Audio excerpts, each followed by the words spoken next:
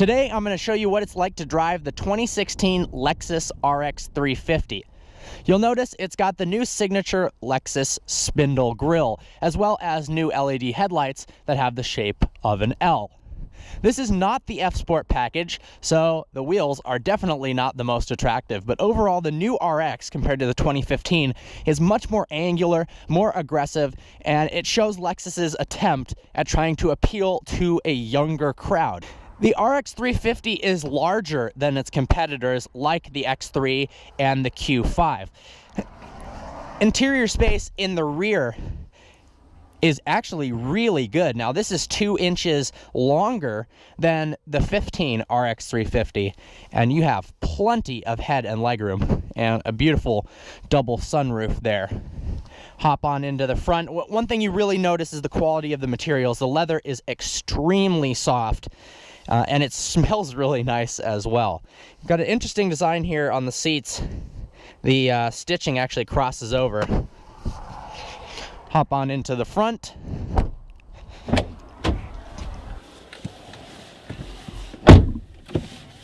Push button start. Now, one of the best parts about the RX actually is its steering wheel. This has a heated steering wheel, click this button down here, and the 2 leather pads on the side warm up. And then on the back side of the wooden part, it has this lovely little indentation pattern that feels really nice when you slide your hands over it to make a turn. The infotainment system, however, is not that great. I do like how large and the styling of the unit itself, but it's kind of confusing. Why is the screen so small in such a large area? It's not the best. It's pretty intuitive, but in terms of graphics, it's definitely last generation. You know, with buying the Lexus over the BMW or the Audi, you're going to be saving money. There's a lot of value here. But while you do have the brilliant high quality materials like this leather and this wood, and you've got a nice analog clock, some of the technology is pretty outdated. However, the controls are really ergonomic. Your hand sits perfectly here. I don't like this. The little cursor, oftentimes when you click it, if you don't click it perfectly straight down, it'll slip over to the side, and that can cause some frustration. We've got a heads-up display in front of me. Hopefully you can see that. It shows the direction you're headed, your speed, and if you put in navigation, it actually shows turn-by-turn directions, which is awesome.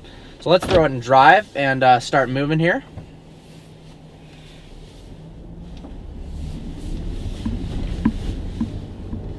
You've got 3 driving modes: Eco, Normal, and Sport. You actually don't notice a huge difference between the 3 of them. But the RX350 feels to me like a higher off the ground sedan. This does not feel like an SUV in terms of driving dynamics. It's like a Lexus ES350, but just raised up a bit.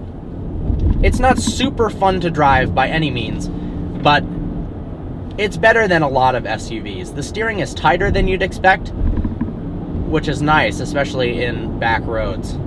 The car also revs quicker and higher than you would expect even in normal mode. So just going around town, it holds RPMs higher before shifting than a lot of other cars.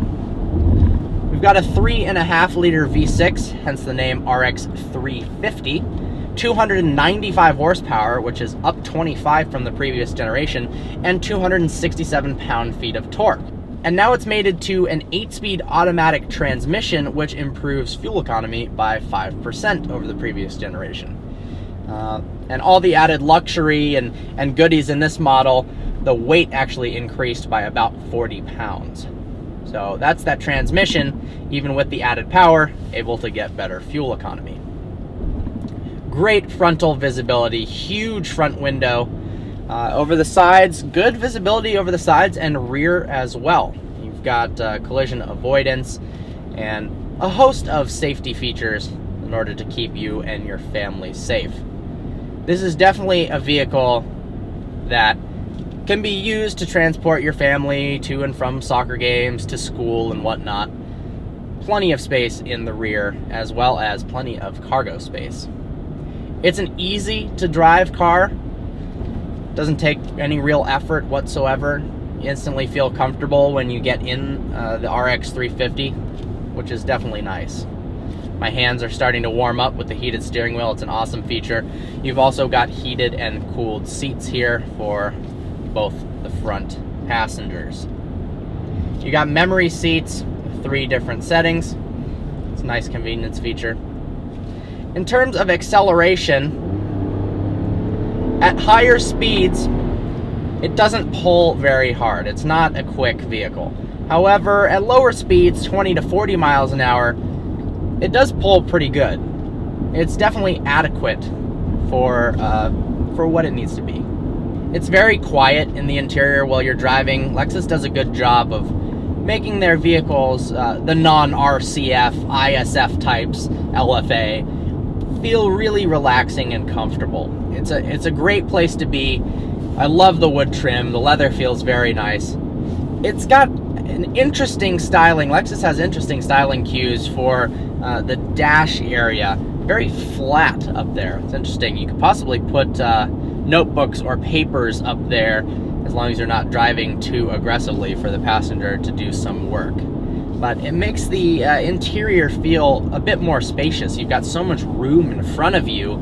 If you start to veer out of your lane a bit, you get vibration feedback in the steering wheel as well as on the heads-up display. One of the white lines that show the lane borders will light up in yellow, telling you that you are going over the line. Let's see, on a passing lane, nope, it does not recognize that. But if I throw my turn signal on, it lets you cross the line, no issue at all. Well, there you go. That's what it's like to drive the 2016 Lexus RX350 all-wheel drive.